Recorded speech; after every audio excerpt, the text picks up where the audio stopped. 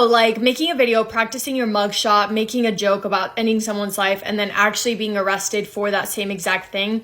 Something about that makes me feel a little bit weird. It sends a little bit of shivers down my spine. Terrion Thomas, also known as Mr. Prada here on TikTok, is a 20-year-old TikTok star that was originally charged with second-degree murder and obstruction of justice, but most recently, his charge has been upgraded to first-degree murder, making him now eligible for the death penalty. So how did we get here? On September 28th, 69-year-old William Nicholas Abram is seen on security camera footage entering the apartment of Terrion Thomas around 11 a.m. The next day, Sunday, September 29th of 2024, Nick's body is found on the side of the highway, no longer alive. His body was rolled up in a comforter with tape. The head was wrapped with a towel. The entire body wrapped inside of a blue tarp. The death was quickly ruled a homicide. The body has specifically been described as being bludgeoned to death. Bludgeoned usually means something done with a lot of force, probably with an object. This was probably a crime of passion. The cause of death was ruled blunt force trauma. His body was found in the exact same outfit that he was last seen wearing on security camera footage when he entered Terrion's apartment. Witnesses from that apartment complex stated that hours after Nicholas was seen, Terrion was seen struggling to drag an object wrapped in a blue tarp down the stairs and into Nick's vehicle. That same day, September 29th, the police are notified that Nick's vehicle was seen. It was found. Someone was seen driving it around. Law enforcement did not know who was driving the car around yet, but they knew that when they found them, that person, that driver, would be a person of interest. Terrion Thomas was the driver. They tried to stop the car, but Terrion sped off. During the chase, he crashed the car, got out of the car, and fled on foot. Officers are able to identify Terrion as the driver. They go to his apartment to search it, and they find clear evidence that there was a very physical altercation that took place there. It was clear there had been some kind of struggle. It has also been stated that the apartment looked like someone tried to clean up the crime scene. They found sharp objects, weapons, and a significant amount of blood. They test the blood, DNA confirming that it was Nick Abram's blood. Terrion at this point has fled from Louisiana to Texas, so U.S. Marshals get involved. They travel to Dallas to go and arrest Terrion. And they do. They find him, and he is now under custody. Who is this victim? 69-year-old William Nicholas Abram was a life coach. He was a licensed professional counselor. He worked a lot specifically with clients that struggled with mental health issues such as depression. He was also a motivational speaker, author, and more. In other words, he was a therapist, but so far there has been no evidence to show that Terrion Thomas was a client of his. We do not know how the two are connected. This, however, is really interesting. In 2015, a boy who was 11 years old at the time accused Nick of